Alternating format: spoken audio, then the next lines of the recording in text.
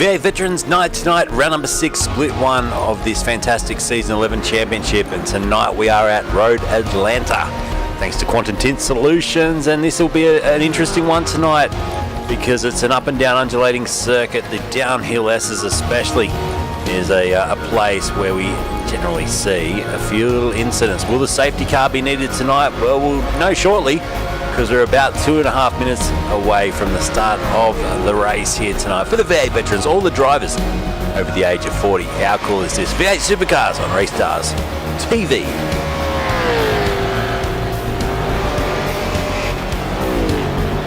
Let's have a look at a few things as we head into tonight's round. First of all, the championship standings after 5 rounds, as this is round 6, and Nitschke takes the lead. So Brenton's done a great job, and he goes to the top 870 points ahead of Stuart Hall and Mark Duggan, your top 3 in the championship, with Cairns, McCune, Thomas, Byrne, Sharp, Nicol and Brenton O'Brien rounding out your top 10 in that championship standings. Obviously, still a long way to go, but now as we go 6 rounds in, we're officially at the halfway point after this race tonight. So a few drivers that haven't scored too many points will start to get a little bit worried, I reckon. How about that? Jamie McKnight down there in 34th place. A couple of big names down the order. In fact, he has missed some races though, and well, he's got a little bit of catching up to do tonight, but he's out on the track now. Jamie McKnight, the People's Champion, and setting some quick lap times here in the warm-up session. Thanks Eddie, and thanks Graham as well, you guys for the stars tonight as we get underway here. And he's super generous. Dave Baldock also says good luck to all the banter boys. I'm off to race split 2. Good luck. Hello Spike as well. I'm actually seeing the comments tonight. Mr. Goddard in the house. So V8 Supercars tonight, live from Road Atlanta, and well, the big back straightaway here is a good passing opportunity, good slipstreaming opportunity as well. And in tonight's race, where the details, I'll just give you a few little details that were sent through earlier by Rick Feiger. He said not much in the strategy tonight, 63 laps, so 66.6. Say that with a lisp. Litres to a tank with a maximum fuel burn of 3.1 litres per lap. Tank range about 21 to 22 laps, depending on how well behaved you are with the right foot. So we're expecting a 2-stop strategy tonight, and lots of fun and games. Let's take you down to the grid and get set for the race.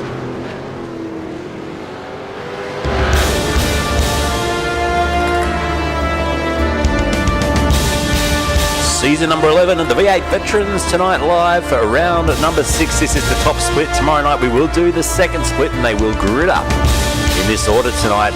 And Greg Favell continues his good form, and he starts tonight from pole position. Dumbrell starts from P2 with Matt Vanderkraan. Great qualifying tonight by him. P3 on the grid. Brenton Nitschke leading the championship now. Starts from position number 4. Then it's Mark Duggan, Paul Young, Jamie McKnight, Greg Sharp, Stuart Hall and Ty Byrne rounding out your top 10. Tim Nicol, 11th tonight on the grid with Darren Shannon alongside him. We go to the next page, 13th, Dan Hall for Evolution Racing Team out of 13 with Andrew Ritchie, Mr. Kennedy. We start from 15th tonight with Bismarck alongside. Then it's Scott McCune, Darren Crosby and Damien Cairns and Stephen Banks to round out your top 20. 21st on the grid, Craig Frennan with Daniel Norris. And then it's Simon Heddershield, Todd Parks in 24th place. 25th on the grid, Mr. Horton with Brenton O'Brien alongside. Then it's Paul Preston, welcome back Paul. Chris Barrage out of 28th. Dean Favell, Darren Goosey, Rue Koister at 31st on the grid with Marty Hansen. Race control at the back, ready to deal with any misdemeanors tonight. And we've got David Coleman tonight in the Porsche safety car standing by as well. Big thanks to him for giving his time and coming along tonight to, well, hopefully not be needed. It was incredible last night in the improved production car race we did. The safety car wasn't needed and our safety car driver fell asleep. So there you go. All right, let's crank up the noise of these V8 Supercars. We've got an overhead cam there showing our little Marshall getting set to wave us on. There's a shot of Greg Favell, who's just now joined the grid, and well, how's it going to be? There's the trees. Don't the trees look beautiful? Good shot there, Mr. Race Director. Righto, there's the front row, and I can tell you right now we've still got about 15 seconds of staging to go before we get underway. You'll hear them start to rev their engines, and it's an interesting getaway here for the drivers in the mid-pack. As you can see, it's downhill and around a right-hand kink to get underway. So the drivers that start probably back in about 12th, 13th, 14th position, you're right on the curb. So bursting into wheel spin could get a little bit interesting for those guys. person with the best seat in the house, Greg Favell. He sits at the front. Michael Dumbrell's qualified very well. Here we go, V8 Supercars. They rev their engine, 650 horsepower per car. 32 cars on the grid. Let's get underway, and a good start at the front for Favell, and Dumbrell got away very, very well.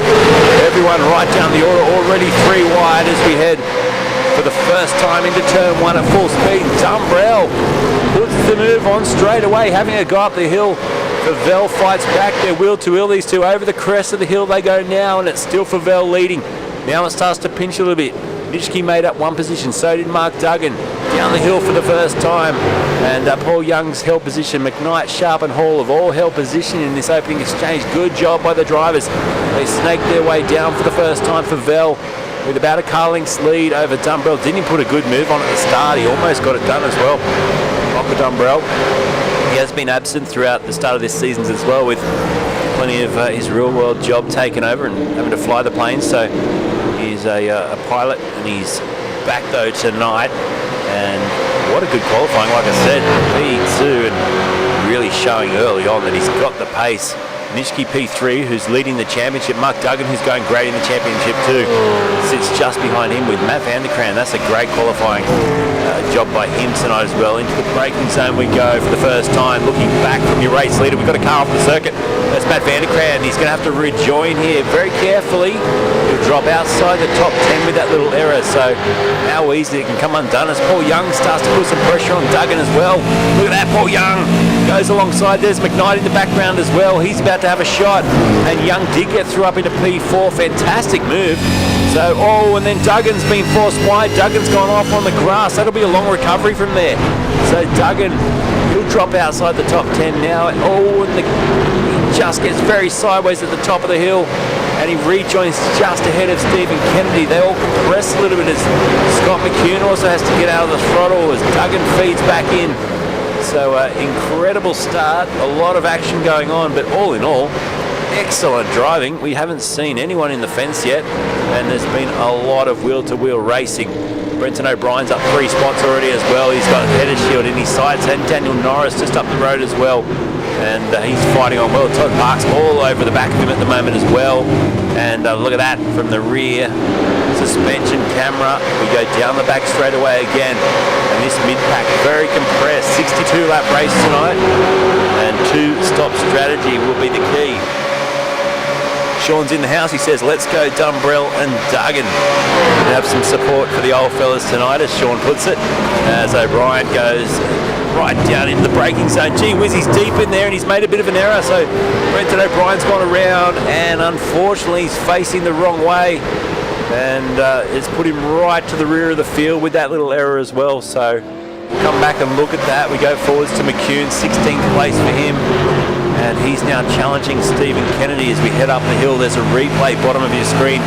O'Brien was very deep into the braking zone. Did he get a little bit of a touch from behind maybe that just helped him push into the back of one of those cars? No, I think he was just alongside, and he just lost the back end there, gave a little bit of a touch to one driver. Keith's in the house. Hello Keith, thanks for the stars, man, and welcome tonight to another V8 Vets broadcast. Come on Ruse, says Keith. Rue at the moment, he's right down in 30th place, up 1 position. There he is, the Formula Racing Group driver, F3A, back on Monday night. Not this Monday, I think the next one. Get it right, Luke. Sorry, not Monday night, Tuesday night. They will be back, so in fact it is this Tuesday coming up, which is great. We'll have their league back here on RACESTARS TV. A couple of fantastic liveries tonight as well. Here's one of them, Marty Hansen. We're going to see a few Anzac liveries over the next 2 weeks with the V8 veterans, and Type N eSports guys have absolutely knocked that one out of the park. That looks beautiful, and a beautiful tribute to wonderful Anzacs. So we'll see if we can find a few other ones tonight. There may be a few surprises out there, some livery changes, but Favell has got away beautifully in this race.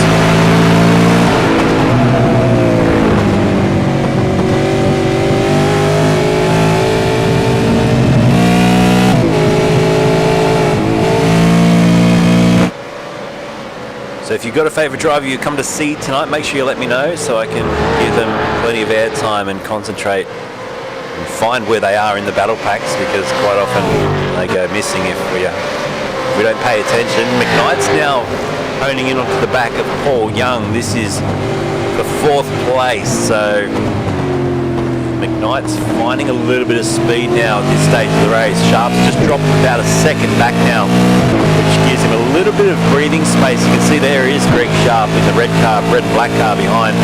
As we look forward from Jamie's car, he's right in the tail of Paul Young, and this could be an overtaking opportunity under brakes. Paul Young pretty good on the brake zone.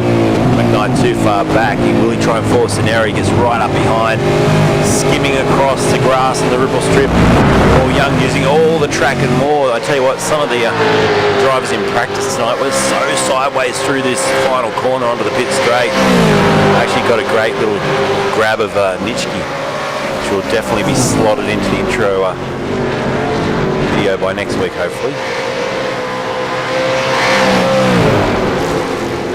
So McKnight keeping the pressure on. We'll stay on board with him for a little bit.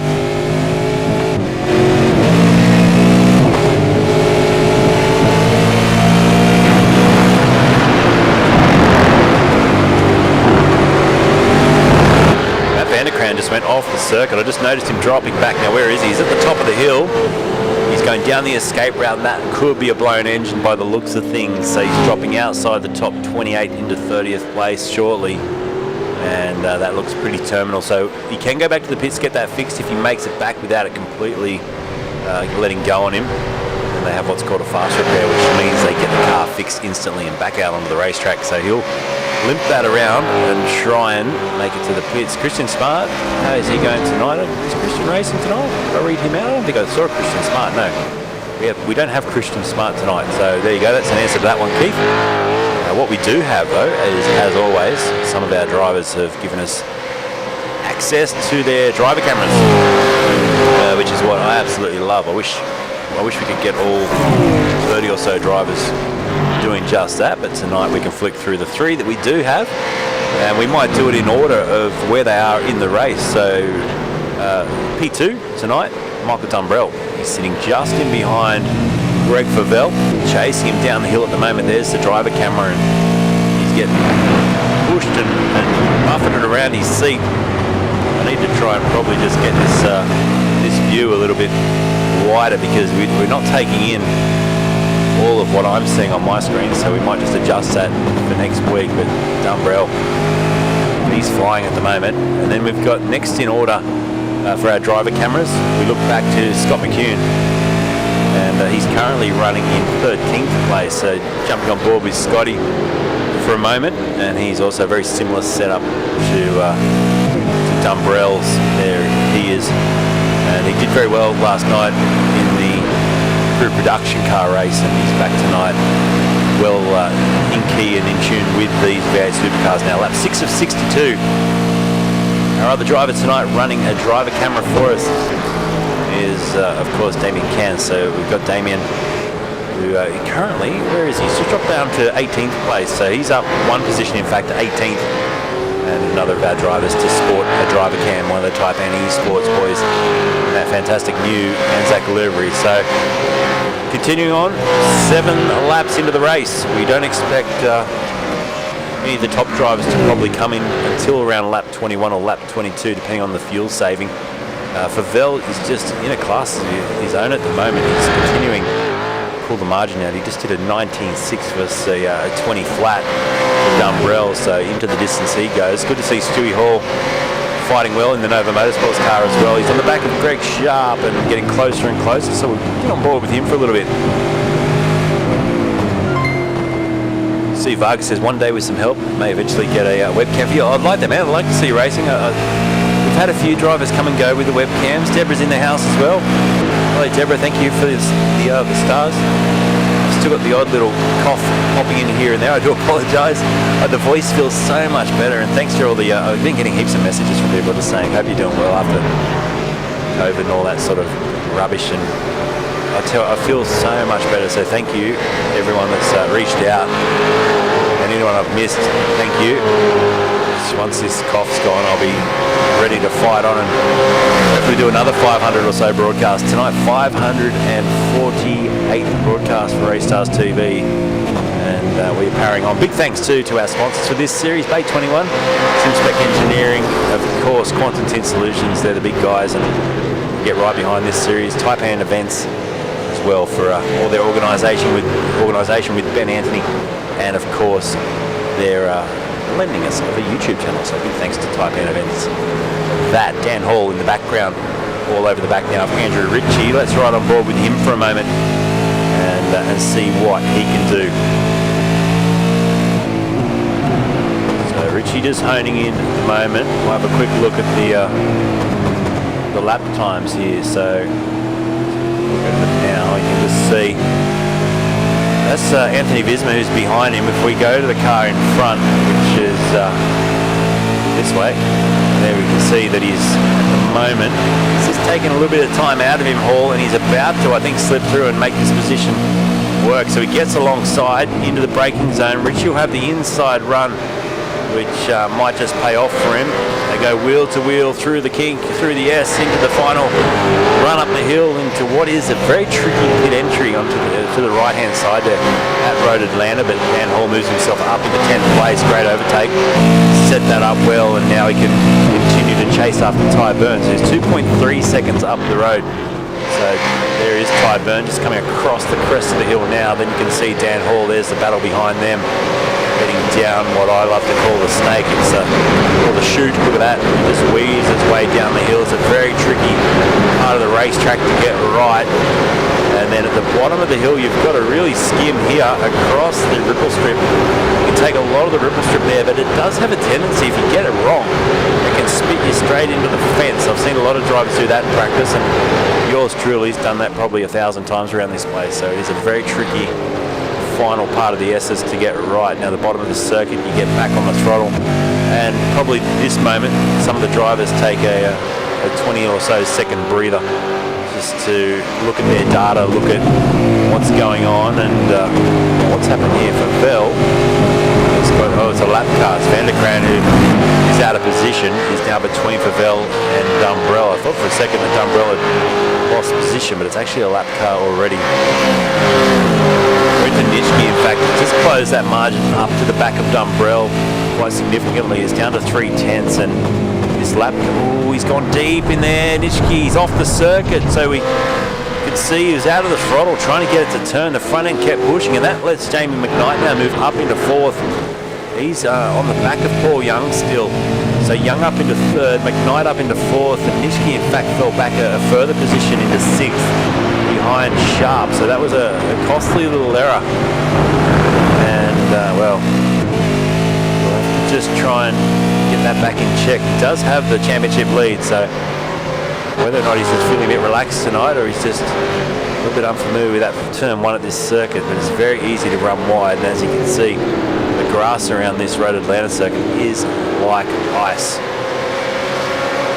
Hello to our friends on YouTube tonight. You're very quiet, YouTube. Facebook's absolutely kicking it out of the park with the comments compared to YouTube. So hello to our YouTube friends. We'll try and fire you up and get you involved somehow tonight. Stewie Hall in the little toe there behind Nitschke. Then you've got Tim Nicol currently running 8th place with Ty Burn behind him. Then it's Dan Hall. Then we go back further to Ritchie, Visma and McCune up 4 spots into 13th. Then Kennedy behind him, followed by Banks, Stephen Banks. We've got a pit lane penalty for car 864, an incident on lap 5. So car 864, which is Mark Duggan, will be sent through the pits for a pit lane penalty, sadly. Stephen Banks here, up 5 positions in the race so far. Todd Park's another driver that's made some good gains tonight for Synergy Sim Racing. He's up 6 spots into the top 18 ahead of Daniel Norris and Simon Hedgefield to round out your top 20. And then Darren Goosey back a little bit further. Old Mates and Sons entrant is now up 9 spots into 21st. So good run by him. They continue their little campaign tonight. It's incident between car 696 and 66 will be investigated after the race.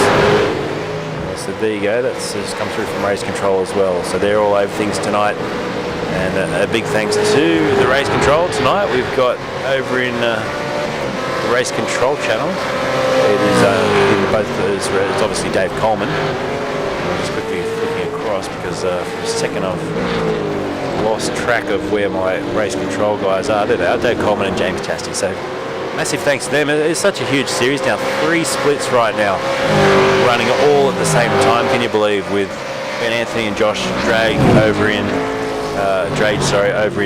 second split, and then Dan Hayes and Martin Lofthouse doing race control over in split 3. So I know when I started broadcasting V8 Vets, there was one split and about, I think, 35 or 40 drivers. Now there's over 100 drivers who are getting involved in this wonderful series. All the drivers over the age of 40, and next season's calendar is already set. There it is, off to Belle Isle, Le Mans, Oran Park, Sakis, Sonoma, some great tracks in there for the next season. We'll talk about that a little bit later tonight because it is already filling to the brim. So if you want to race in this series and you're over the age of 40, get yourself signed up, V8 Veterans. You can find them on Facebook and talk to Ben Anthony and get involved. Aboard with Tim Nicol. Let's enjoy this run down the back straight and have a listen to the engine note here.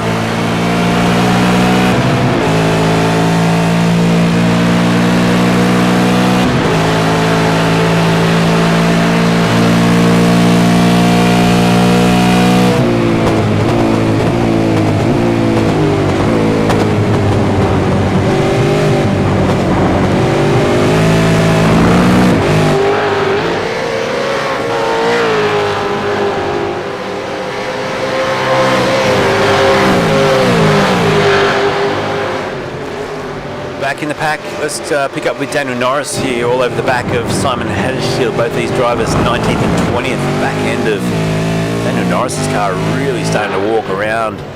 Lap 13, so still probably another 11, sorry, get that right, another 9 or so laps before he can throw these tyres away. Robert Griffiths saying, "G'day Luke, have a good call mate." Thanks Rob, hope you're doing well. And yeah, like I said, 9 laps or even 8.5 laps if he wants to come in earlier. It's a fair bit when the car's already squabbling and struggling for traction, as we see Darren Shannon now just ahead of Damien Cairns and Todd Parks as well in this little fight. In fact, Todd Parks close enough possibly to have a go here. Just shows the nose down the bottom of the circuit. He needs to set this exit up. If he can get a good exit now out of this corner, he'll run straight down this big long back straightaway now. Shannon was loose coming out of the corner. He's the car that's 2 in front of this car we're on board with. So Shannon, Cairns and Parks we're looking at now. In fact, Shannon recovered well from that, but he's under attack here from Cairns. We'll stay on board with Todd Parks. This could get feisty into the braking zone now for the S's at the end of the lap.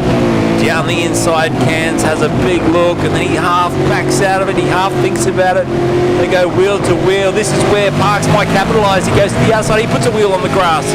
That could have got really nasty, but he kept it in check. And Damien Cairns holds on to 16th place. Darren Shannon back to 17th. So it's all happening in front. Good work. This driver's keeping it clean, and that was some pretty incredible race in the back end of Todd Parks' car. Almost tried to completely rotate on him there, but he held onto it. Off the top of the hill, they kick up some gravel. And good job, Damien Cairns. He can now try and get on after Stephen Banks. Christian Smart in the house says, "Good evening, Luke, from the Gold Coast." And we had a comment earlier from someone saying, "Where's Christian tonight? Where is he in the race?" And I said, "Well, he's not here." We've got him on the chat though. There we go. Good evening, Luke, from the Gold Coast. How's it going up there at the Gold Coast? Nice and warm, no doubt. It was freezing here today. Go Todd, says Christian as well. So yeah, Todd Parks doing very, very well tonight.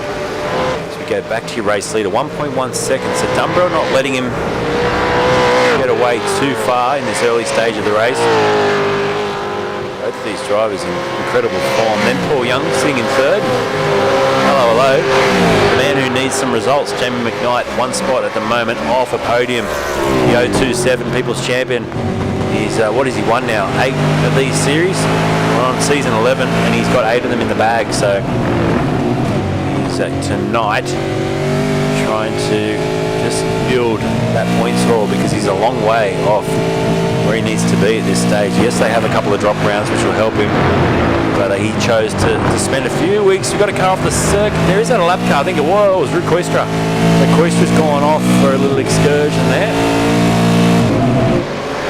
And he rejoins down in 31st place, Ruud. So, but as I said, Jamie, he chose to go for a holiday over to Las Vegas and he missed the first couple of rounds of this series. So a lot of work to do to defend his championship as we see Scott McHugh now and Anthony Visma 12th and 13th. Scott McCune's just been marching along tonight, trying to work his way forward up 4 spots at the moment.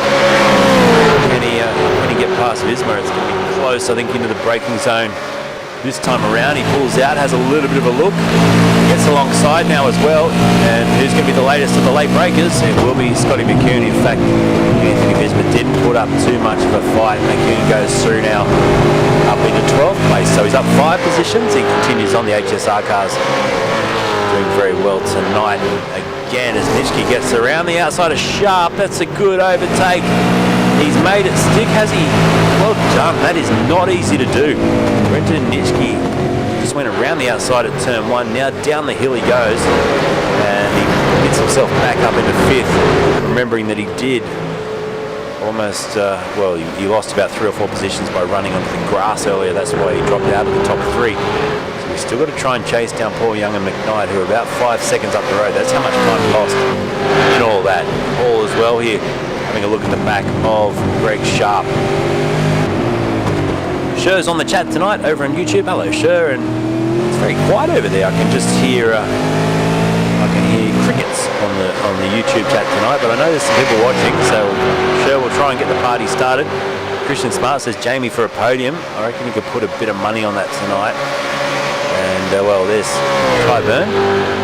Now this is the M1 Racing machine. I'm just trying to see if this is an Anzac related livery, because they've changed the livery for this week. I'll get a few close-ups here for you. It's a big wobble over the hill, but that looks great, doesn't it? So spotting a few little subtle changes in liveries tonight. There goes the Evolution Racing Team entry of Dan Hall. His teammate Brenton O'Brien back in 27th place after that mistake earlier on. And he's just running down 1 position from where he started. Marty Hansen gets alongside Chris Barrage and dispatches of him. Barrage with a bit of damage on the left-hand side of his car, the M1 Racing machine. So he's probably hoping to get that fixed in about 2 or 3 laps' time. Hey, Jacob Neasley. Hello, mate. Nice to have you watching tonight as well. And Mr. McKnight, I know you'll be following his progress. P4 up 3 positions, and Paul Young just ahead of him as we watch the battle now for 5th place. Nitschke, Frog Leap, Juice Racing Team. He's really been so in check with this car this season on debut, and he's flying. Steve Vargas says $50, says O'Neill pits last.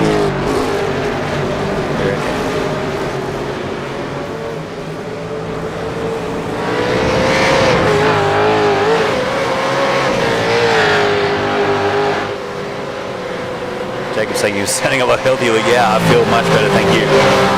Finally, yeah, coming to terms with everything, and yeah, I feel very good. And could you hear my brain just grinding itself there for a moment, Stephen? Do you mean O'Brien or O'Neill? Just trying to work out that comment, because yeah, my brain just had a little bit of a moment as we watch this good battle between Crosby, Horton and Hansen. This is back in 22nd place. And I say this all the time, and that's actually, we've got a good Anzac livery there we must check out. It's on Crosby's car in M1 Racing, so he's unfortunately wiped the right-hand side of the car out. The left-hand side, the back and the front, you can still see a little bit of that livery, and that looks fantastic. So good job. But Ryan says Steve Argy. Yeah, you could probably hear my pause as I started looking up and down the order, saying, O'Neill, where's an O'Neill? I haven't seen an O'Neill. But there's no way Vargs can have that wrong. There must be an O'Neill, and I must be going crazy. But no, it was probably spell check. Brenton does tend to stop last, doesn't he? He's very good at fuel saving. Let's just regather where we're at though. Lap 19, we're probably expecting a couple of drivers in this lap. Maybe some that are going to try for an undercut. Maybe this little crew here. In fact, they're going to go again for lap 19. With the pit window open now for the 2-stop strategy, so it's the likes of Stewie Hall, who's sitting in behind Sharp and Nitschke. Maybe he's a prime example of someone who could just pit a couple of laps early here, try and get track position. It seems that once they're in these little trains, they're struggling to overtake. so evenly matched are the cars. Don't forget, it's a fixed setup, and so the car's very evenly matched. And these drivers, well, it comes down to driver skill. Sometimes a little bit of peripheral gear as well. Who's got the better steering wheel? Because those sort of things do help. But at the end of the day, we've also seen drivers that have been able to win Supercars E-Series on a very inexpensive wheel. I nearly named a product there. I'm glad I stopped myself, but yeah, on an inexpensive wheel. So it doesn't matter what gear you've got. If you've got talent, you're going to go all right in these V8 Supercars on iRacing.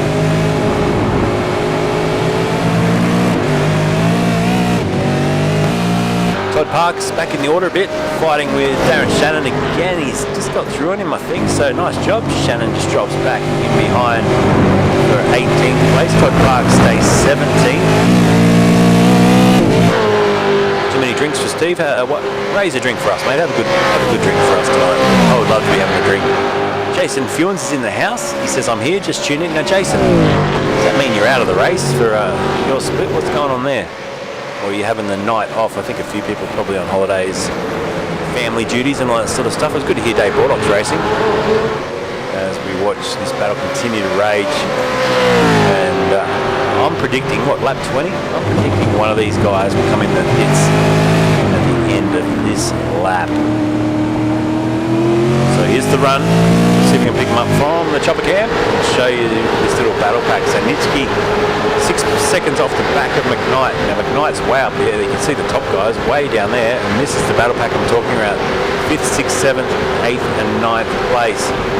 I reckon one of these drivers has to come into the pits now and try an undercut. So Sharp's in a good position to do so.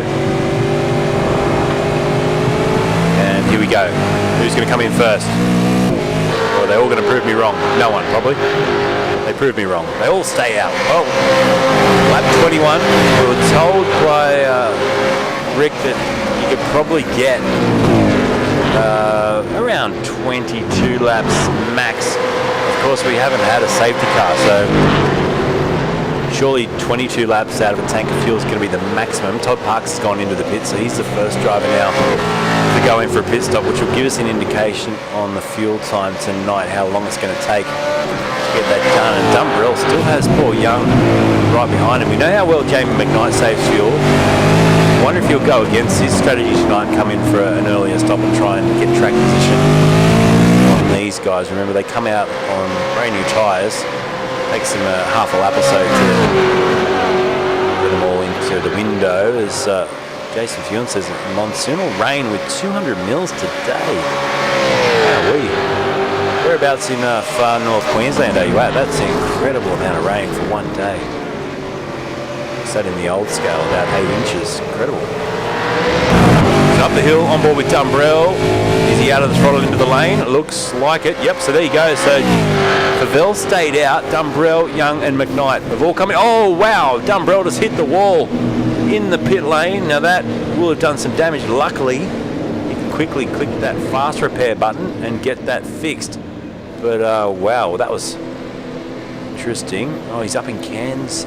That's nice. I love Cairns. It's a bit hot for me, but it is lovely. Scott McCune goes through, by the way, into second place now behind Favel. Banks goes through as well. Everyone else in the pits, as you can see from the timing screen, a lot of drivers stationary.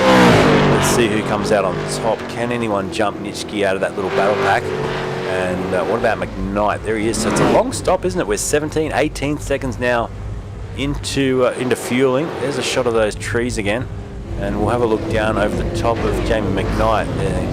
Young's there. There's Sharp just behind him. They come out pretty evenly. In fact, they've got out well. Dumbrell comes out just ahead of Young and McKnight. Watch the Nitschke exit though. He gets out just ahead of Sharp. So nothing's worked out really for anyone jumping in all that.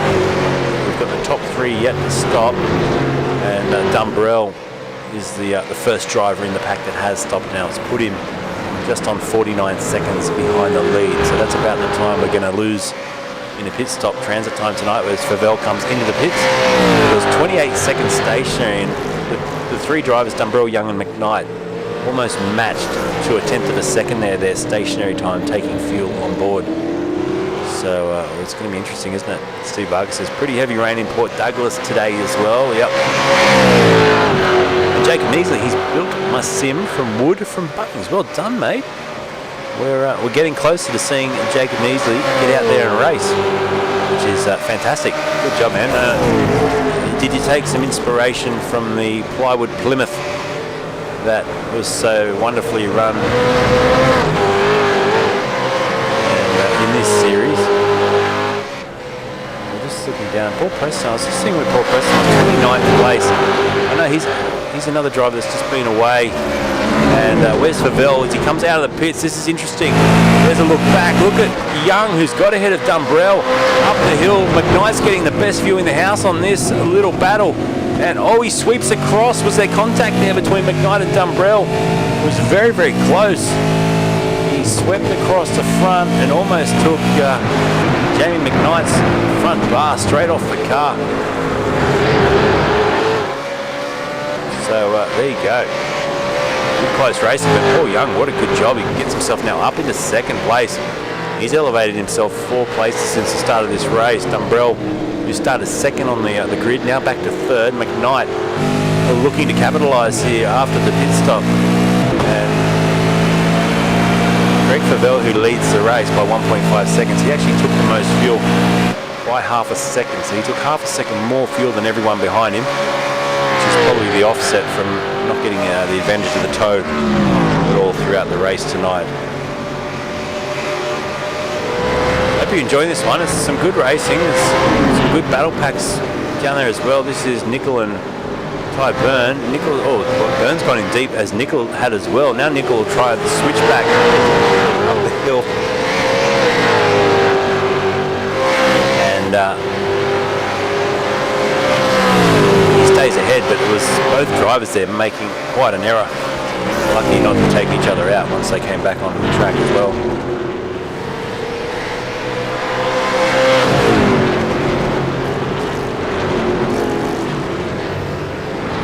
Dumbrell and McKnight, I'm interested in watching this battle for a little bit, because is Jamie McKnight willing to risk a little bit at this stage of the race? We're not even at the halfway point yet.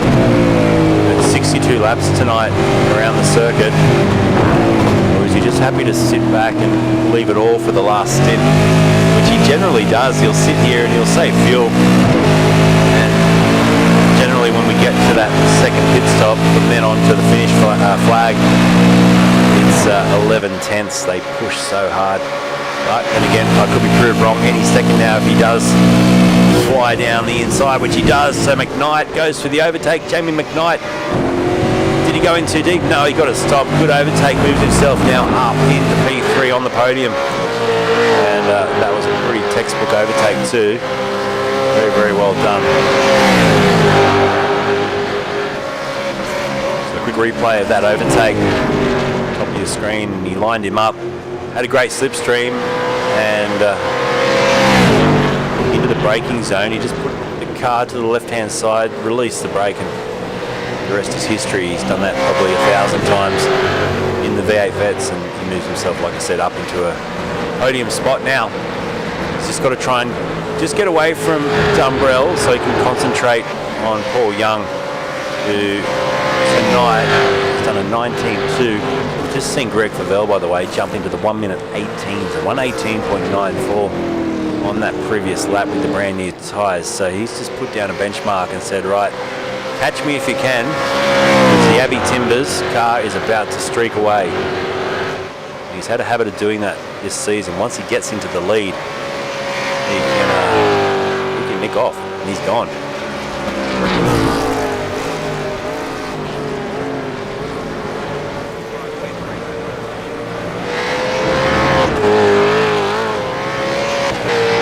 Right on board for a lap here with Michael Dumbrell tonight, sitting in 4th place. Let's enjoy a lap with visor cam. Here we go.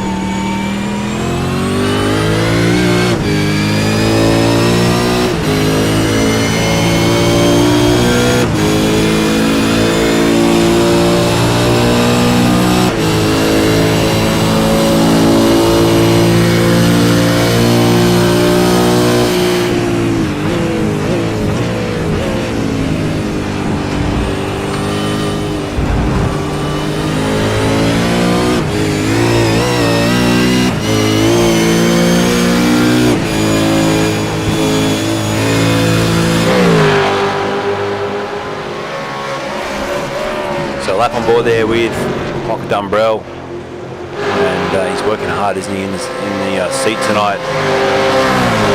The chase here for 10th place is Richie all over the back of Dan Hall. Dan's up 3 spots, so's Andrew Ritchie, and Scott McCune's just behind them. He's up 5. Stephen Banks up 7. So there's some drivers in this little battle pack that have made good gains tonight. But we'll stay here for a moment with Dan Hall. And can he fend off this battle between himself and Ritchie, the EMU Sim Racing driver? It's also a pretty good battle with Damien Cairns raging just behind this one. We might flick around to in a second. We'll see how this ends up. I think Andrew Ritchie is getting a little bit impatient. Well, not impatient, just ready to make his move. He's right again underneath the rear of the Evolution Racing Team car, and now we get this run down the big, long back straightaway. Pedal to the metal.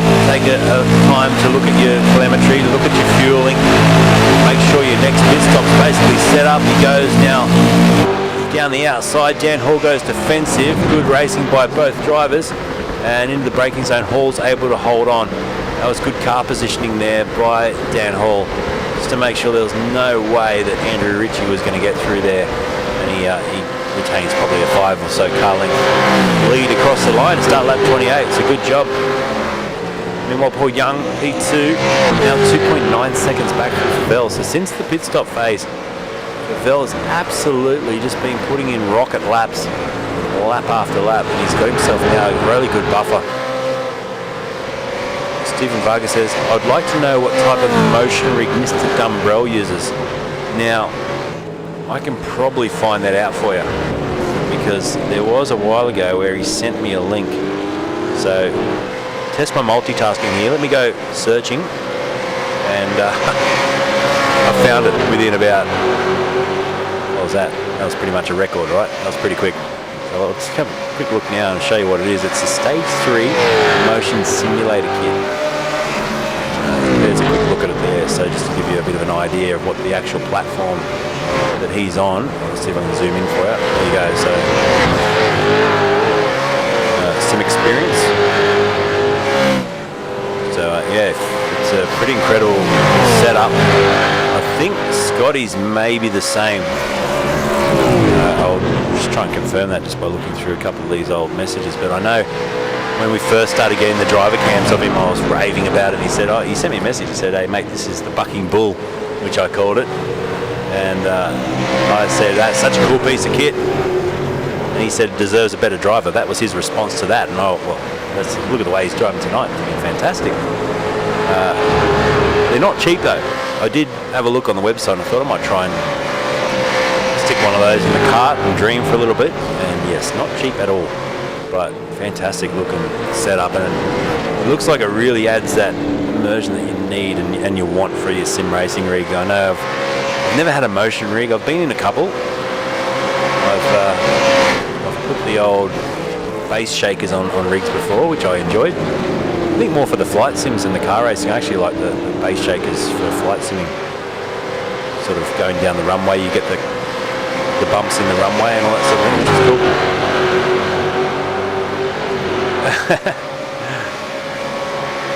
Steve Vargas says, not only great at broadcasting but a great news anchor, same as mine, but mine's a stage 4. So there you go. Similar deal. So what's the difference between a stage 3 and a stage 4? You can educate us on that, Steve. As we watch Paul Young still holding out Jamie McKnight. The crest of the hill again they go. We do have a long shot here. I think that one there. There you go. I thought my long shot was there somewhere. Shows the way they slip down the hill.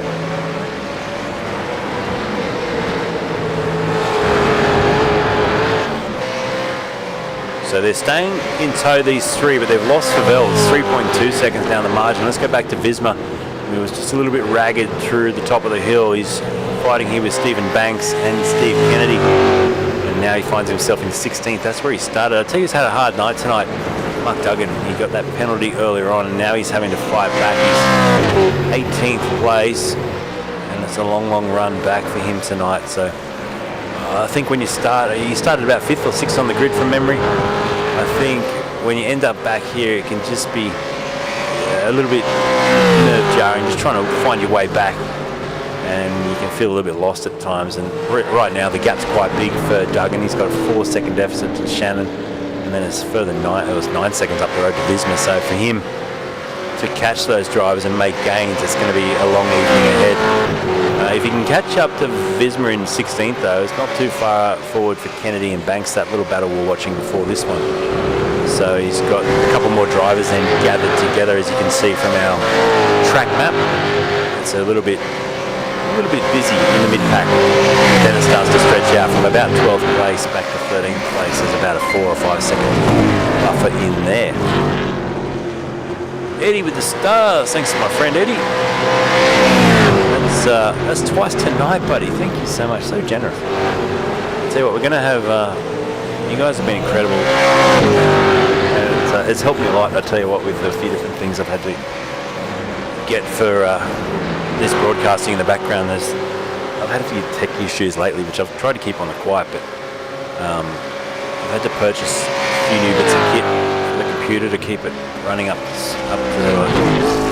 scratch, and all those little things do help. So thank you so much for that. And I think we're producing pretty good quality footage, but it's an ever-evolving world, this computer broadcasting, and you've got to keep on your toes. So currently just looking at what's called a 3090 graphics card, which is about the price of a small car. I don't think I need it yet. I'm still on a 2080 Super, but eventually I think we're going to have to step up another notch. So it's all for the love of broadcasting sim racing, and 2 years ago I wouldn't have thought I'd ever be doing this. It's been great though. This series, wow. This is now I think my most broadcast series. In fact, I was trying to work out tonight, we're getting close to the 100th broadcast for the V8 Vets, so that we've got to make sure we don't miss that, because there needs to be a bit of a party that night. Now I was just having a quick look back before. We did do the last time I put a count in for the V8 Vets, where is it? I'm just looking back through my records here. The 80th broadcast was back in February. Now since then we've done, let me quickly count them, 1, 2, sorry to do this live, but 2, 3, 4, 5, 6, 7, 8, 9, 10, 11, 12, 13, 14. So this will be our 94th broadcast for the V8 Vets. So we're getting very, very close. I better do a recount after tonight's broadcast and make sure I notch down in my calendar exactly when that 100th broadcast will be, so we can have a party. What do you reckon? We'll have a party that night. I might try and do some little giveaways or something, and do something a little bit special. Sadly, Rue Koistra out of the race shirt. Just to give you an update on Rue, I haven't been able to give you an update because he's parked it up. So unfortunately, I'm not sure if he had an issue or a crash. I'm just going to scroll back and find a crash. It looks like he did crash on lap 14. Let's have a quick look. Replay, Rue Koistra.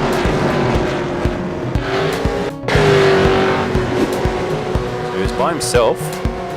I reckon he's going to do that over the ripple strip, tank slapper into the fence. Oh, back end, let go.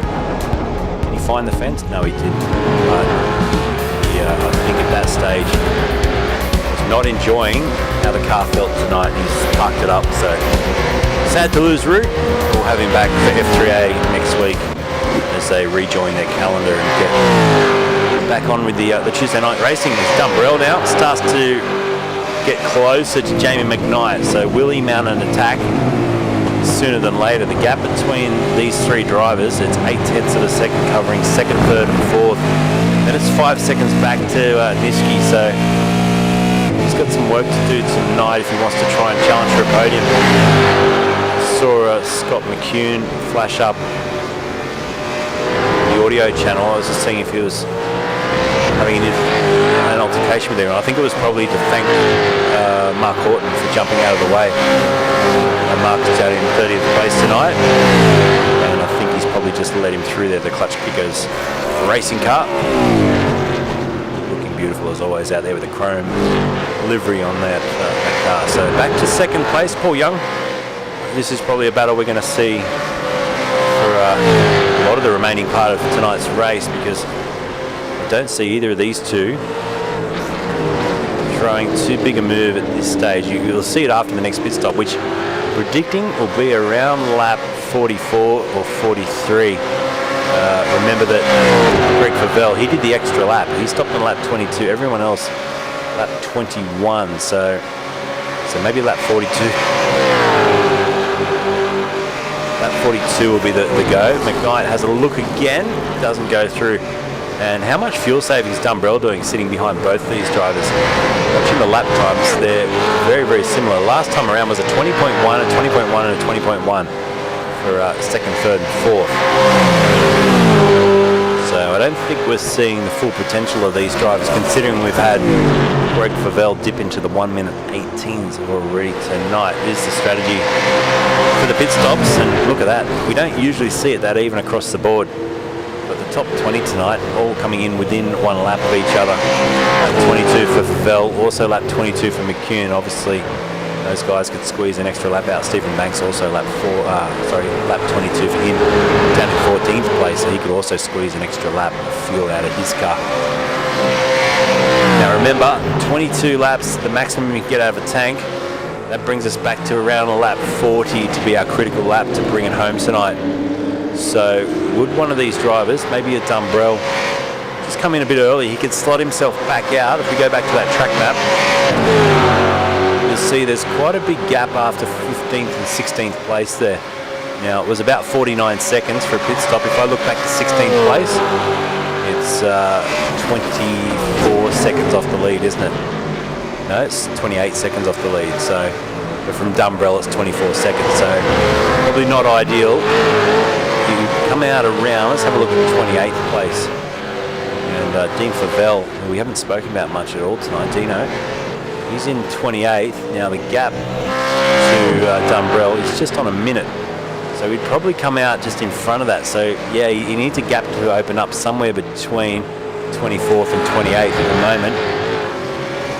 Some other drivers who are just behind Dumbrell, notably maybe even Nitschke or Sharp, could pit and come out in that big hole between 28th and the race leader. So that's an option for those guys too. Whether or not they can think about that side of the strategy whilst racing is another question. It's quite in depth. Stephen says, was Brenton the last to pit? Let's have a look. Brenton O'Brien, lap 21. So no, he didn't. He was lap 21 with the rest of the crew tonight. No one squeezed 23 laps out of the tank. I'm just looking down the numbers here. No one squeezed 23 laps. 22 was the best with Favell and the other crews that got that. Strong racing, Damien Cairns, you got this, says Christine. Let's have a quick look at Damien. 6 places up into 13th, sporting that beautiful new Taipan eSports livery. And I don't think Ben Anthony will be listening because he's over in split 2. But I'd love to know who put this one together, because that looks absolutely beautiful. They've done a nice job. Thanks for the stars too, Christine. As we see Damien there, concentrating. We've still got to get that camera, I reckon, moved back about half a metre, because we can see a lot more then. I know we see a bit more on my other screen, but I can only share so much of it. So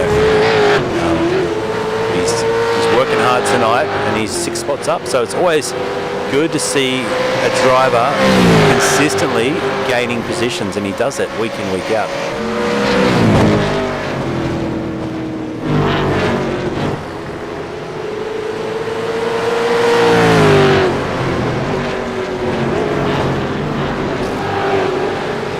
So good question there from Keith, saying how many X's do they run up with all the curb hopping? And Stephen Varga replied, nothing really, unless they take a little too much. These drivers know how to skim the curves without incurring the penalties. I actually find it incredible how many of these drivers can do these long races, you know, well into an hour and a half or an hour and 20-minute races, and they still come home without any incident points. It's just incredible, the ability to do that. You chuck someone like me in one of these cars and I'd run up 30 or 40 incident points within the first 10 laps, I reckon. So credit again to the drivers, as we see Dumbrell now really starting to fight on the back of Paul Young. Young goes defensive down the pit straight. That'll make him slow out of turn 1. Watch him go wide here, and Dumbrell try and go back to the inside up the hill. Nice effort. He won't be able to pull that off though. They come across the crest of the hill. So Dumbrell's definitely starting to turn the wick up here on Paul Young. And I wonder if that's because he can sense now McKnight's up into P2. That Jamie might just try and slip away a little bit here and disappear into the distance. We didn't see the pass. Let's have a quick look at a replay. This was Jamie McKnight getting past Paul Young for second place. He did it down the inside, beautifully done. And once again, textbook overtake. He's good at doing that. He sends it in deep and then block passes. He can round off on the apex well there, so the driver can't come back at him. And Jamie McKnight slots it up into second. So it's Favell still leading. He's checked out 3.7 seconds up the road. Then Jamie McKnight, Paul Young, and Dumbrell, your top four. It's then 5 seconds back to Brenton Nitschke, Sharp Hall, Byrne, Nickel, and Dan Hall still rounding out your top 10.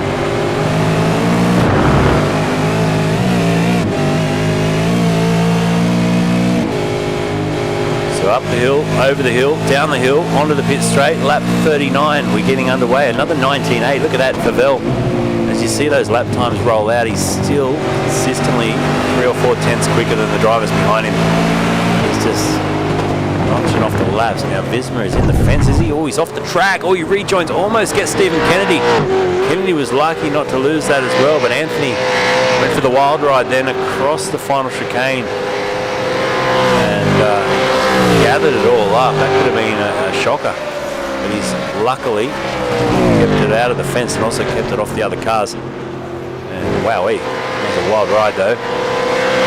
So he's in 16th place. Duggan's the next car back in order in 17th, and then you've got Shannon Heddershields back in 19th, and Goosey running out your top 20. Darren Goosey, by the way, in 20th place.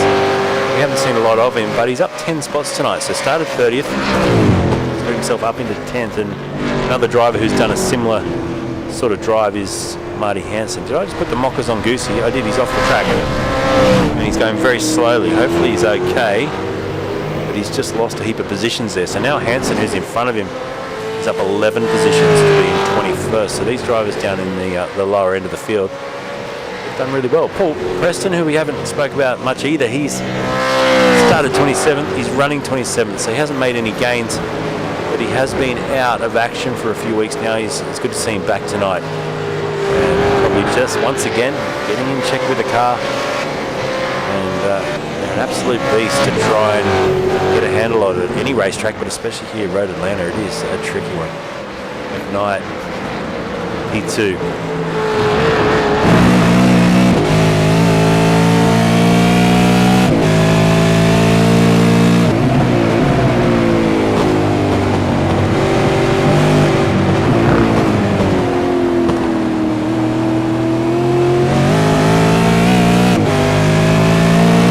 Quick shout outs to the star legends, because there's some streaks in there I want to note.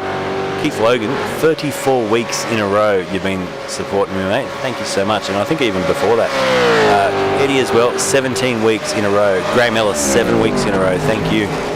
And just see if there's any other streaks in there as well. Christine, 3 weeks in a row, 3-week streak. So thanks so much to the star supporters here.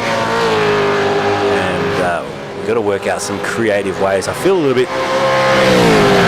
stale at the moment. I haven't introduced anything new, any new features to RACESTARS TV for a while. But we've got some exciting new series that we're about to broadcast, so stay tuned for some big announcements as Mr. Nickel goes into the pits. He disappears to the right-hand side of the track, so he'll take his second stop now. He's the first to do so. So we'll keep an eye. It was 27 seconds stationary for his first stop. Let's see what the second one comes out at. Oh, where's Ty Byrne off to? The Leyland Brothers Adventure. He comes back on the track. Boy, there's a lot of smoke up the top of the hill. Comes out just in front of Andrew Ritchie, who's bolted to the rear bar and trying to get through. He's still wobbling around there, Ty Byrne. I reckon there's some dirt on the tyres, and now he's gone deep again. There's going to be contact, surely. Oh no, Ritchie's out of control. He just got clobbered by someone else. That was McCune. Can you believe McCune's gone into the back of him and now has to try and pirouette the car around? There he is, Scotty. He's stuck in the fence, and we'll get a replay on that one.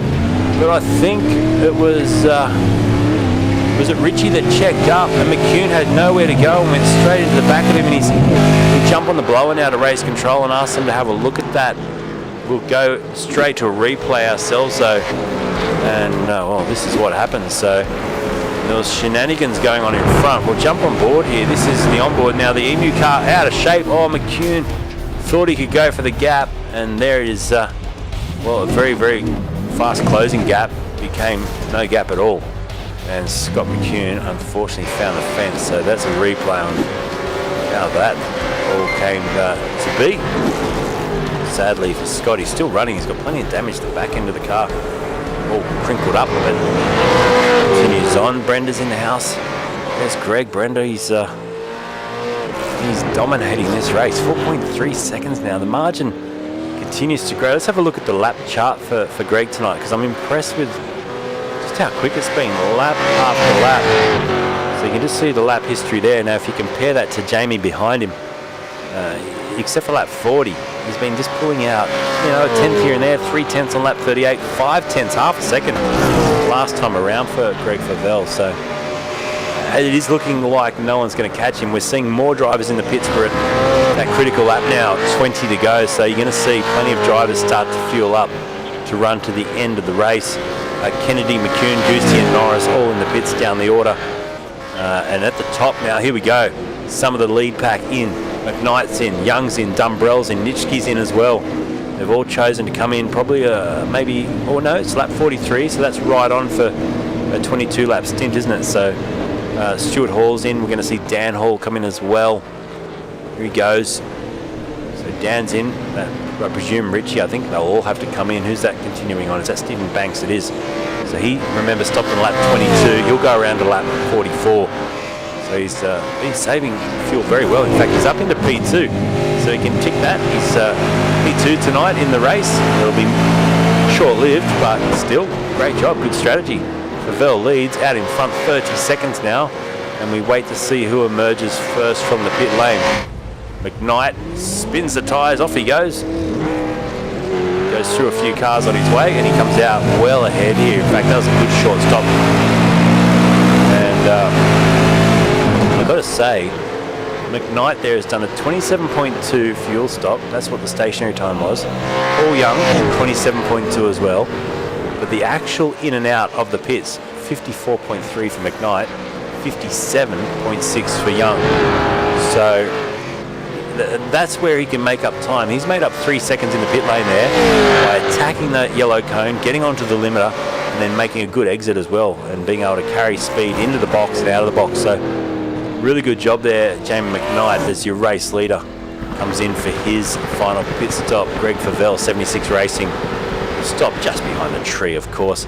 There he is up in the air getting new tyres, and the 31-second margin is coming down. In fact, it's 50 seconds back to McKnight. So I reckon he's going to come out still with about a 5-second gap back to P2, Jamie McKnight. Stephen Banks into the lane as well now in the KFC car from P2 in the race. And Jamie McKnight just going up towards the checker flag, or towards the flag marshal spot now. So through the final corner, there's Jamie, and where is Greg Favell? He's just rejoining the racetrack, so this will be closer than you think.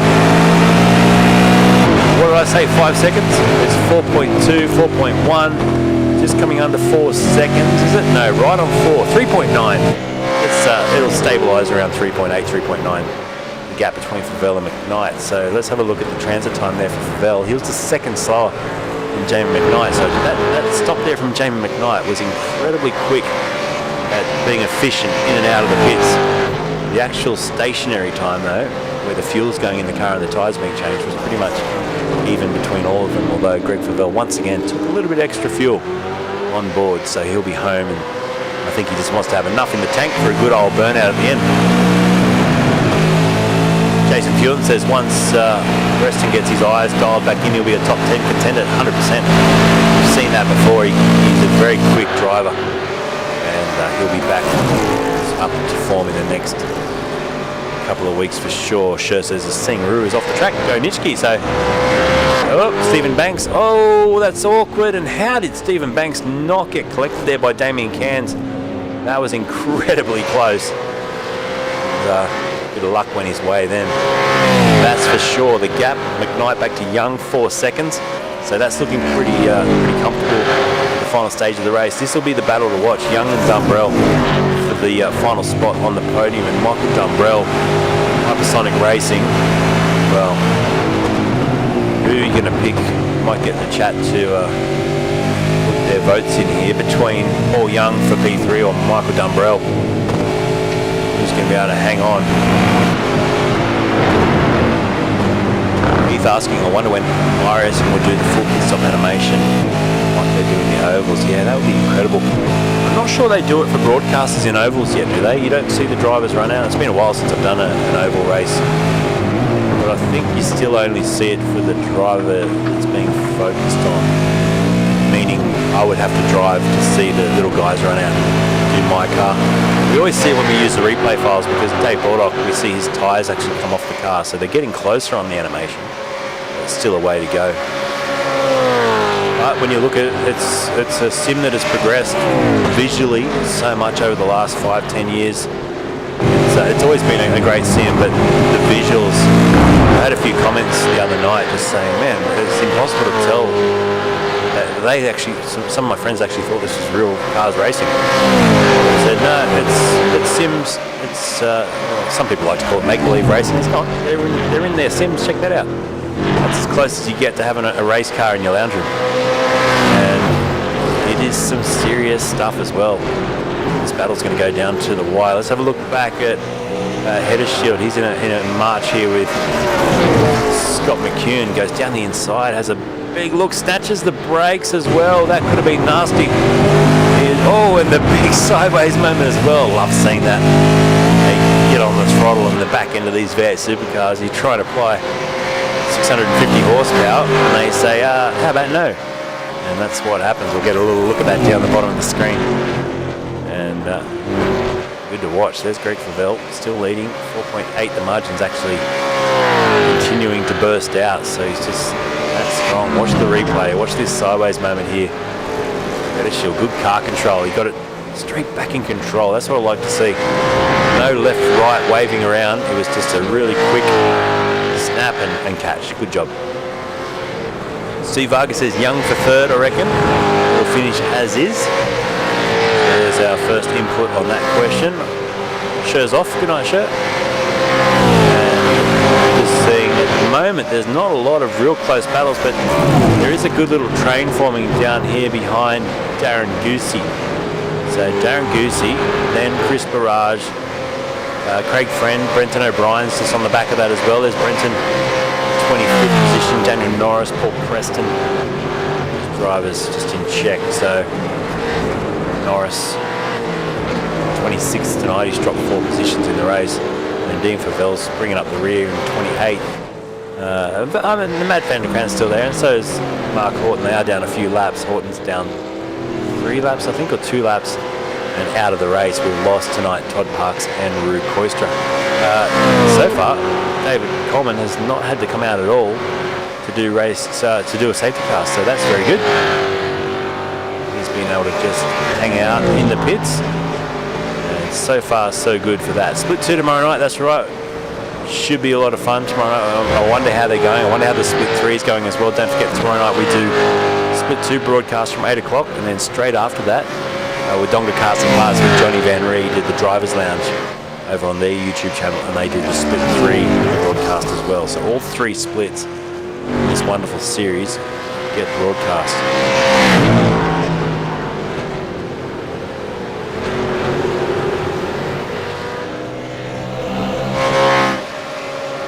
So Visma and Shannon, 16th and 17th, fighting over this bit of real estate. Here we go. I think Shannon might just send one down the inside. No, he doesn't. He's tucked right up underneath the back of Anthony's car.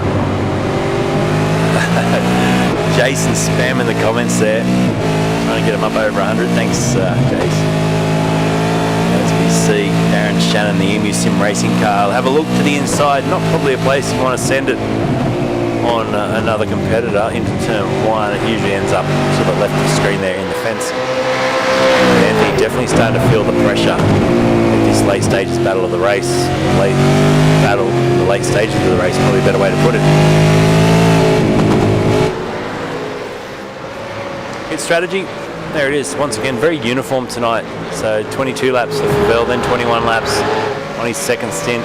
It was 21 and 21 from the majority of the drivers. And Banks down there in 13th did 22 and 21 as well, so he mimicked what Favell did. So they've had a good strategy, those drivers tonight, and they've made some gains. So McKnight in the top 3, he's made up 5 spots. Young in 3rd, he's made up 3 spots. Greg Sharp in 5th has made up 3 spots.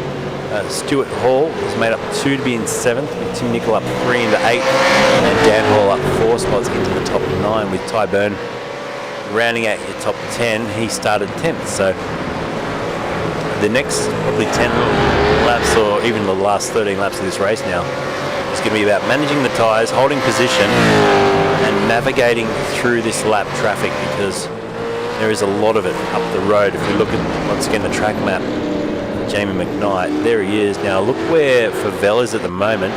There must be about 8 cars up the road in front of him. There's an onboard, so just have a look what he's got up in front of him. 1, 2, 3, 4. That was Goosey diving out of the way nicely. He's still got 4 more cars to just attend to in the next probably lap. I think he just even jumped on the radio then, possibly to thank Goosey, but that might also be just a little audio message to let those other drivers know, hey, we're about to catch you guys and come through, so be ready.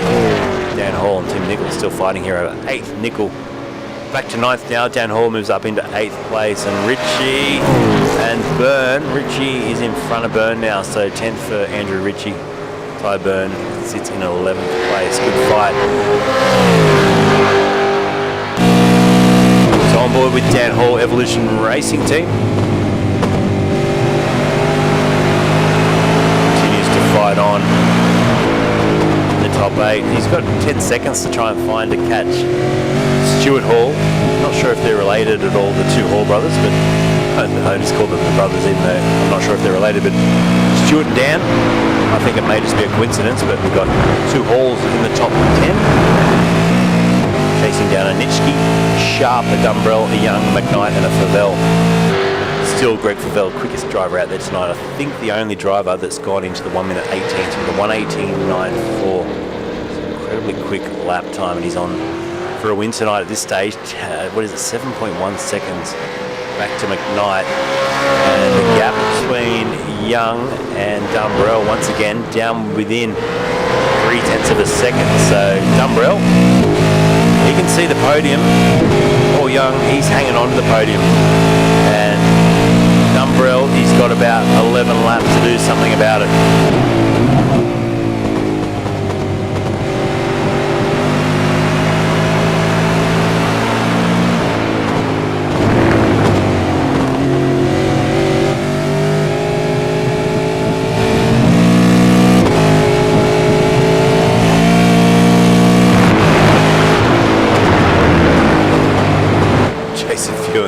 Says 2 Halls make a corridor. Love it. Love it. Right, Stewie Hall, here he goes on Nitschke. This battle. Now they can also see just up the road Dumbrell, Sharp, and then it's not too far up the road to Young even. So you got to remember his 7th place. He's only 6 seconds behind P2. So never in any series that I commentate discount the fact that there may be a late incident. There could be a late safety car. You never know. This could become a lot more tasty towards the end. We've got just on 11 laps to go now as Favell starts lap 52. We're watching Hall versus Nitschke, and the gap between these two now 14 seconds. And it's just tightening up a bit in front as well with Dumbrell going past our commentary box now. He's chasing down Paul Young. Young's about 3.5 seconds off the back of McKnight, so you could probably write that one off. It's not going to happen. P3 at best, I'd say, for Paul Young. But Dumbrell will give him a run for his money. Back in the order to Damien Cairns. Still trying to get past Ty Byrne, so this is for 11th position. He'd love a top 10 tonight, Damien, surely, so he's got to try and get past Ty, and then Andrew Ritchie's only 2 seconds up the road. If he can continue some form, that sideways action won't help his cause though, and that was a big moment there for him. He doesn't react too much when you see his facial expressions. He's such, well, they're so in the groove, these guys, and the concentration levels. They get sideways and they don't flinch. Just an instant correction, and the car generally goes where they want it to go. If only I could be so lucky when I ever go in these things. I end up facing the wrong way. So Cairns with a good exit. Can he get past Tyburn? We've seen such a low level of incidents in this race. We've rarely seen from race control, so they've not had to deal with too many penalties as Cairns now goes for the overtake. And down the inside on Tyburn. Well done. Textbook overtake. Can he get it stopped? He does. And he moved.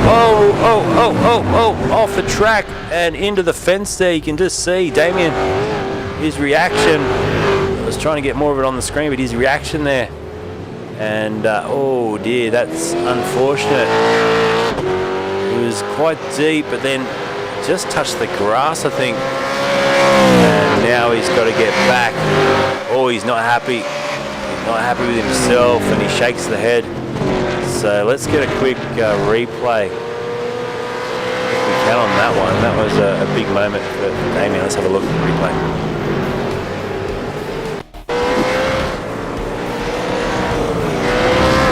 So he just lost the back end, didn't he? So it tells a different story from the outboard camera. Because on board it looked like he maybe touched the grass, but he just jumped on the throttle. Watch this. And we'll actually pick up Damien there. So he just jumped on the throttle. It snapped into oversteer, and then it pointed him straight into the fence and did quite a bit of damage too. And it's an awkward spot to then try and reverse. Had to do a couple of point turn and then rub the fence again. So unfortunately for Damien, that'll drop him out to the top 15 probably tonight. And what was a good performance, it's just unfortunately gone a little bit south towards the end. Lap 54, we're heading towards the final 7 or so laps in this race. This man has been on fire tonight. He's cutting through the traffic well. Chris Barrage next up the road. But Greg Favell tonight, the 76 Racing, Abby Timbers, Holden Commodore, sliding the back end. He's loving every minute of this. He's got Paul Preston just behind him. He's just put a lap on Paul. Next up the road, Brenton O'Brien, only 1.6 seconds up the road. So Brenton also about to be lapped here by the leader. Back in the order a little bit. This is Damien Cairns. I think he's probably going to struggle to the end of the race now with that damage. I wonder if he's got a little bit of right hand down. See the onboard camera here when he's finally driving straight. Oh, he's still well out of shape, isn't he? Steering looks pretty up and down in the right location, so it may not be too bad, but I'm sure he's going to be down on straight line speed. Scott McCune also didn't qualify so well tonight, Scott, and finds himself on the back foot, 17th place, trying to get past Darren Shannon. So he started 17th, he runs 17th in the 777 Hypersonic Racing. Holden Commodore Scott McCune tonight. There he is in the chair.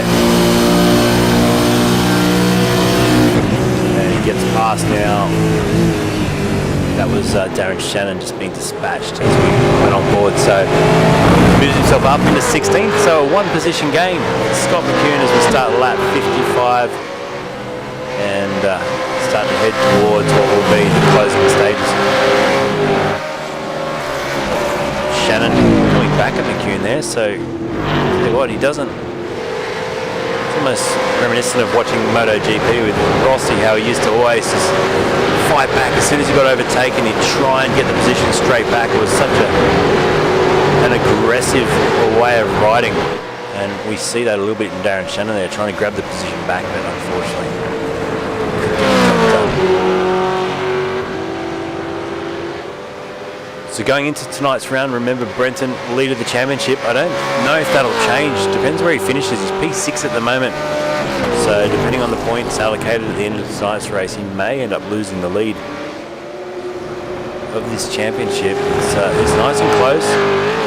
3 or 4 drivers right at the top challenging each other each week. Greg Favell, if he can continue this for the second half of the season, he may just be unstoppable for a win in this championship. He's just got past Brenton O'Brien now as well, so he moves Brenton down a lap, and he's continued to build that. Continued to build that buffer. 7.3 seconds of Vel back to McKnight. It's good to see that.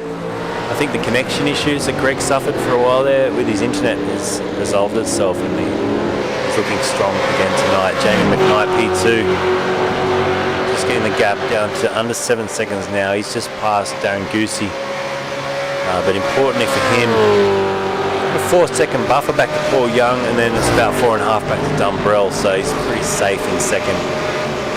Just roll the end of this race out. Tim Nickel, Dan Hall for 8th place. How's this going to end up? We'll jump on board here with Dan.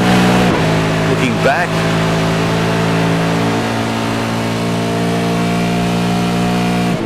Jace Fulan says we need some shark music. Some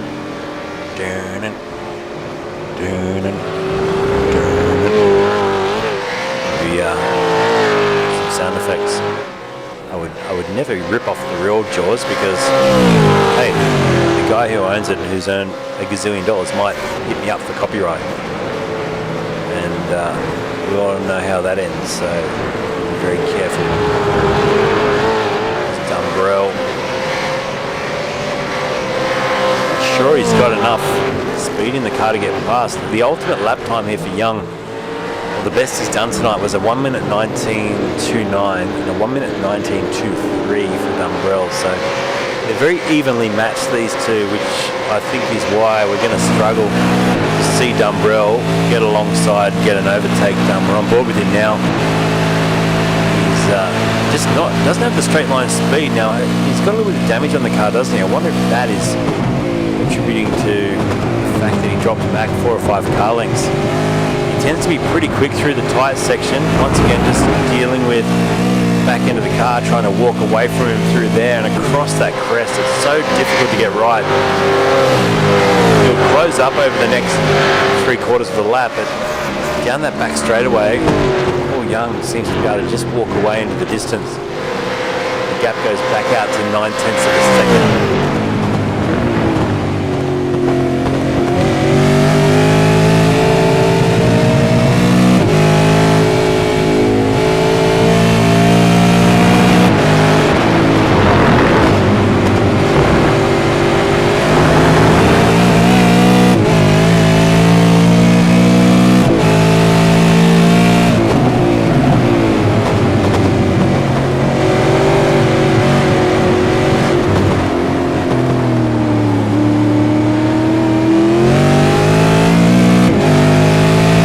There you can just see the wheel spin, a bit of uncertainty, and maybe not a lot of trust in those tyres at this late stage of the race.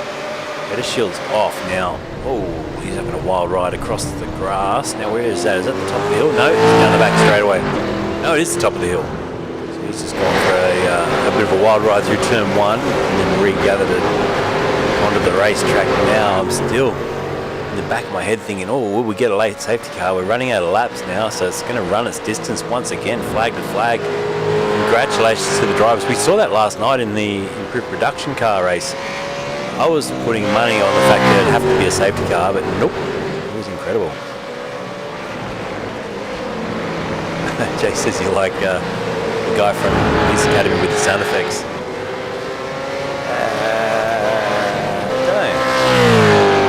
Got a few little toys that help me along the way with the sound effects. We, you know, I just enjoy. I think I enjoy just being on the mic and producing this great series. It's good fun. It's a bit of a pedestrian end of the race though, because Favell is walloping everyone else tonight, and then there's 4-second gaps basically down to Dumbrell.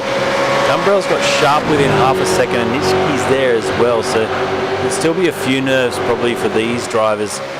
Just hoping everything goes to plan, you know, maybe they've short fueled. I'm just having a look at the numbers now, and Greg Sharp is probably the one to be a little bit concerned. He took 26 seconds, 2 seconds less fuel than everyone else around him. So he may still run into trouble on the final lap of the race. I hope not, because he's driven well. And I'll tell you who's driven really well in the second half of this race, Mark Duggan. He's about to, I think, overtake Stephen Banks, which will bring him back into 12th position. He's currently 13th, and for having a terrible first half to the race, he's got himself right back in touch. That was a good overtake. Around the outside, job done. Mark Duggan back into 12th. And like I said, the second half of this race has gone much more to plan than what happened at the start. So well done. Lap 60 of 62, back with Paul Young, Dumbrell and Greg Sharp. Let's jump on board with Sharpie now. And let's have a little bit of a listen to see if he's fuel saving. Dumbrell using all that ripple strip. Maybe that's what he's doing wrong. He gets up on the ripple strip there, then the back end of the car complains. And it's not working for him out of that final corner. So he needs to maybe just try and stay off the curb or try something different for the last couple of laps. Get that margin down to 2/10, then he'll get more of the slipstream effect. Look how much closer he is now. In fact, this is where maybe this lap car might come into play. It's Mark Horton just up the road, and we'll stay on board here with Paul Young looking back, Dumbrell looming, and Horton's in a bit of a tricky spot now because he's going to be a sitting duck up the hill. It's very hard to get out of the way for these lead drivers, so he sort of has to just stay in the throttle. He's looking forward from Young's car, and there's Horton. Oh, he's going to go off the road. Horton into the fence. Can you believe it? Luckily they got through the leaders. That was incredible. So Mark Horton, with all that pressure of the lead pack coming through, has made a big error, and I reckon Young and Dumbrell, their heart would have been in their mouth as they saw that car rotating across the top of the hill, and luckily it didn't play its part tonight. So go to a replay down the bottom of the screen, and wowee, on board with Young told the story, because the back end went around and then into the barrier, lucky not to spew back out onto the racetrack and create a big mess. Nitschke would have gone straight past that as well. But lap 61, Pavel about to start the final lap of this race. There he goes, 1 to go. And what a dominant performance. That was Marty Hansen flashing the headlights in the background. Not sure what that's about. As Pavel heads up the hill last time. And one more circuit around this track to take another victory in the V8 Vets for the Abbey Timbers 76 Racing Holden Commodore. And tonight there's a lot of Holden Commodores. In fact, the top 10, there's only 2 Ford Mustangs tonight. So it's a dominant Holden track, this one for split one at least. Top 20, we've got, out of 20 drivers, we've got 5 Mustangs in the top 20 tonight. So it's very, very... Oh, Dumbrell, what's going on there? Dumbrell's going slow. He's in trouble. I reckon he's out of fuel, Dumbrell. Is he? Listen, on board now. He's dropped right back. And I'm just trying to see. Maybe he went off the track. He's definitely lost position to Sharp and Nitschke. And that's really unfortunate. But let's concentrate on this man as he goes up over the crest of the hill. Is he out of fuel? He's out of fuel. Greg Favell, can you believe it? He's out of fuel. Where is Jamie McKnight? He's 9 seconds back. Favell's going to roll it down towards the line. The gap 5 seconds. Where's McKnight? Here he comes. It's going to be a photo finish. The checker flag drops. Jamie McKnight wins the race. Can you believe it? Across the line. Greg Favell out of fuel. He gets second place. McKnight wins it by 0.2 of a second in the end. Paul Young gets third. And the heartbreak for Favell tonight. Running out of fuel. I thought it had the momentum to get across the line, but it wasn't to be. And Jamie McKnight, he wins the race. And he will just absolutely be wrapped with that gift tonight. I wouldn't have thought that was going to happen in 1,000 years. McKnight wins. Favell second, Young third, Sharp gets fourth, Nitschke gets fifth. Then it's Dumbrell, Stuart Hall, Dan Hall, Richie and Ty Byrne round out your top 10. What a finish. And where did Dumbrell end up? 6th. Not sure what happened to him as well, but well, I'll tell you what, we've got to go watch a replay. Here it is. Across the line. Let's have a look at this. So on board with Favell. Get rid of the music just so you can listen to the frustration. And he's rolling down the hill at this point, and you're going to see a very fast Jamie McKnight. Here he comes. McKnight screaming along, and he goes through to take the win just as he crosses the line, 0.2 of a second. Wowee. That is why we love the V8 Vets. It's down to the wire. McKnight brings it into the pits. He's pretty happy with that one. He's got himself a win. We'll talk to the drivers shortly. We'll wrap it all up here on RACESTARS TV for round number 6 of the V8 Vets. Thanks to Quantum Tint Solutions. Tomorrow night, 8 o'clock, by the way, Split 2 will be here, 8 o'clock. Make sure you tune in for that. But let's head across now to the broadcast room and see if we can catch some drivers, because I reckon we're going to hear one very, very happy People's Champion after that one tonight. Oh man, I'm lost for words. I cannot believe that has just happened. But it comes down to the wire, and I tell you what, Greg Favell, he put that extra fuel in. I did mention that for both pit stops. He put about an extra second's worth of fuel in. But when it came down to the wire, it wasn't enough. So McKnight wins, Favell second. Then it was Young, Sharp, Nitschke, Dumbrell, Hall, Ritchie, and Tyburn. Your top 10 tonight. Then we go back and we see it was 11th, Nickel, then Duggan. Great job to get back to 12th. Banks, Kennedy, McCune, Shannon, Cairns, and Vismy, your top 18. 19th tonight was Head of Shield with Crosby, O'Brien, Hanson, Preston, Goosey, Norris, Friend, Favell, Vanderkrant down in 28th with Barrage, Horton 30th, Parks, Koistra out of the race. Unfortunately, those drivers did not compete to the end. Let's go now and hopefully talk to some drivers. Just still waiting. I think there's a lot of chatter going on the race control chat, hence why we haven't got any drivers yet, but they've just rocked in for me now. So give me 1 second.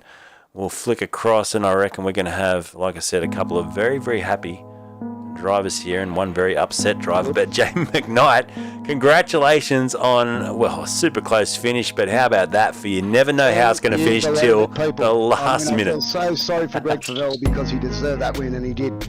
He was superb. Me and Paul Young had probably one of the best race-long battles since me and Christian in that last race we had. I think it was about the end of last season. Yep. Greg gave me the win. He just short field, but I tell you what, you know, I'm looking at his sectors, and he was on fire, mate. So I got lucky today. I get unlucky sometimes, but this is the yin and the yang. I'm on the other side of the coin. Hopefully it's a sign of good things to come now. I've got my new computer sorted out. Yep. And I just want to thank particularly Paul Young, mate, because that battle we had was inches apart, 45 laps, and we didn't even look like hitting each other. And that's the sort of racing I love. Incredible to watch tonight. Greg, you must be heartbroken. Damien Cairns too, by the way. Damien Cairns was awesome. Yep. In that battle with us. And Greg, mate, you must be heartbroken with that finish, just running out of fuel. And I'm surprised. I noted at your first pit stop, you took an extra second's worth of fuel over the other guys. And same with the second stop. Did it just come down to leading and obviously having to not get any advantage of a tow? Is that what it's come down to tonight? No, I actually overfueled. I had a lap and a half left. I blew the engine. Oh, that's what it was. Into the back. I didn't realise. I'm like, where's the sound gone? And then just got on the clutch as quick as I could and just tried to roll. So that exact same thing happened to me in the last lap 2 seasons ago, Greg. It feels like, you just can't believe it. Wow, so the blows. We might just, while we're chatting, we might just back it up then and see if we can find the moment it blows. There it is. So here it is. Have a listen. So there it goes. The smoke puffs out, and mate, it's and 0.2 of a second too. You were so close, Greg, to still getting the win. Yeah, if I hadn't realised I'd blown it earlier, I got on the clutch a bit earlier, I might have just rolled there, but yeah, it lost too much speed. I was just hoping to get up that hill. Yeah, incredible. Like Jamie said though, mate, you were so quick tonight. A 1 minute 18.94, quickest lap of the race. I think the only driver out of everyone to get into the 18. So congratulations on that. Unbelievable. Well done. Yeah, thanks. I thought I had to go for the pole position, the bonus points tonight after what happened last week. I think it's going to come down to bonus points in the last 2 rounds, so should be exciting. Yeah, very good. And Paul, P3 made up 3 spots to get yourself on the podium tonight, and you had some pretty hungry drivers around you too you had to fight with, and as Jamie said, you guys had a great scrap. Oh yeah, that was intense. It was, if you made, if you lost 100th on a lap, Jamie was all over. I had Jamie behind me, and then I had Michael behind me in the last stint. and that was just as close. It was pretty much the relatives were 0.2, 0.3, 0.4 was the most they ever got the whole race. So yeah, big pressure, but a lot of fun. And no safety car tonight as well. Just goes to show the class. You know, the safety car driver I think fell asleep in the pits waiting for his turn to come out, but there was no real big incidents tonight. There was a couple of moments. How about going past the? Was it Mark Horton? Sorry, that put it in the fence as you guys went through as well. That would have been a heart-stopping moment. There was a couple of those near the end. Yeah, the lap guys trying to get out of the way and making little errors, but man, all in all, good racing. Yeah, it was fantastic. And my teammate, actually, Paul Preston, actually got a bit loose in the chicanes on the last lap, then trying to get out of the way. He was trying to do the right thing, and he ended up on the grass, so that was a bit hairy as well. It's good to see Paul back tonight. He's 23rd place, but he'll get, I think, back into the swing of things. He's had a bit of time off, yeah. He's just got to have a bit more seat time, exactly. Yep. Yeah, he'll get back. Good to see him back, though. And Michael Dumbrell, probably another driver, was a bit unlucky tonight. He's finished 6th. He had a few issues throughout the night, and I think maybe low on fuel at the end as well, or went off the track. He ended up back a few spots. He was involved with your battle as well, wasn't he? He was right on my tail the whole race, or I was behind him in the first stint, and then he was right on my tail. So I think once he started dropping back, I think he got into a bit of a battle with Brenton and Greg. So it was I was looking at that, which made me happy. It gave me a little bit of breathing room. So, but I still couldn't catch Jamie. Say that's this, mate. Well, let's do some thank yous, Jamie, with a great win tonight, and you needed that because you missed those rounds at the start. You're on the back foot for this season. But you're defending a title, mate, and that's the best way to do it. Oh, no, you got that all wrong. I'm not defending anything this season, mate, with the rounds I've missed. I'm just having fun. I mean, I think it'll be between Greg and Brenton for the championship myself, personally. I would have liked to see Mark Duggan get there only because he's a good mate. He does a lot of testing with me, and he's just had a bit of bad luck. But Greg has had all the bad luck, like last week with his internet and last season, and honestly, he deserves a championship, so I'd be more than happy to see him get it. And Brenton's been quick in his first season too, so Brenton Mischke, so... Yep. Congrats to those two blokes, mate. I'm just here to stir it up a bit and have a bit of fun. And next season, I'll give it another crack, boys. Bit like I done to Jamie last season. Yeah, but mate, I just want to thank all the teammates at SSR. They're a great crew, all 56,000 of them.